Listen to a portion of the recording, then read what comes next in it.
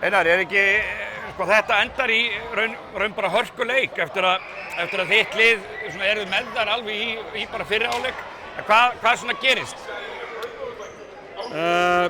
Ég var sko ánægður með margt svona sem við lögðum upp með í fyrri hálfleiknum. Varnarlega höldum í 22 stigum. Við vorum að passa bolta vel, ég held að við höfum verið bara í einhverjum 5 töpuðu boltum kannski. Þær taka ekki nema 3 sóknar og þannig að svona flest okkar svona vinnumarkmið voru bara á plani nema sóknarleikurinn okkar var ekki góður, bara heiðarlega sagt. En í síðara leik svona var það eiginlega bara ómikil tenging, lélegur sóknarleikur og tapaði boltar sem að gáðu þeim hraðaflip og auðvelda körfur. Og hvað var það vörnin hjá þeim sem að Lalli og Nökkvi breytti í hálfleik eða? Já, ég meina þú veist, ég nú kannski fókusaður á mitt og mér fannst ég bara tapa allt og mörgum boltum bara á óþarfa og erum að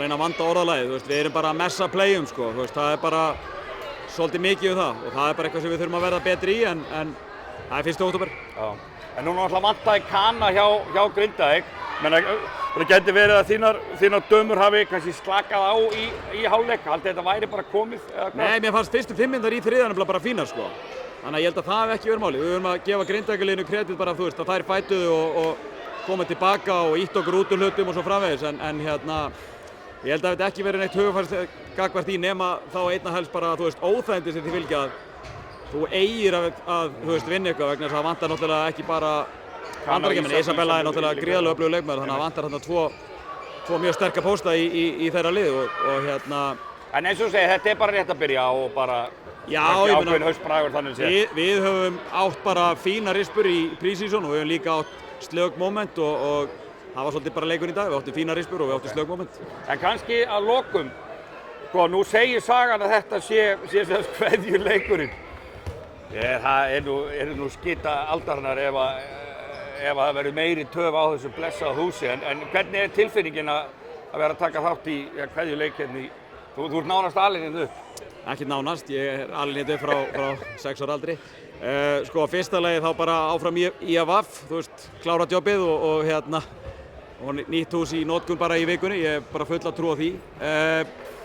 Það eru bara blendna tilfinningar, þú veist, það er mikil gleði með það að félagið fái loksins alvöru aðstöðu, þú veist, alvöru völl, þú veist, við erum stutt í veggi hérna og allt þetta og þú veist bara að geta þjónust á okkar fólk, að stuðningsmennir okkar eigi góð sæti, ekki í steypunni og leikmenn betur, þeir eru að fara að þjónusta leikmenn. Það er bara ótrúlega margt, ég meina þetta hús tekur 600-700 mann skilur í einhverju þokkalegu tróðning meðan að við getum farið í einhvers staðar milli 1600 og 2000 manns í nýju húsi sem er bara rekstrarlega risatriði.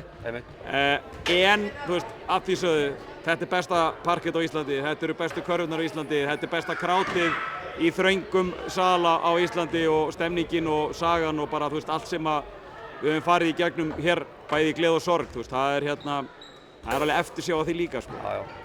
En þetta er bara heimavöllur yngri flokkanna okkar og hér æfa okkar flokkar áfram og rómantíkin heldur áfram þó hún verði í annarri mynd. Frábært, takk fyrir. Yes.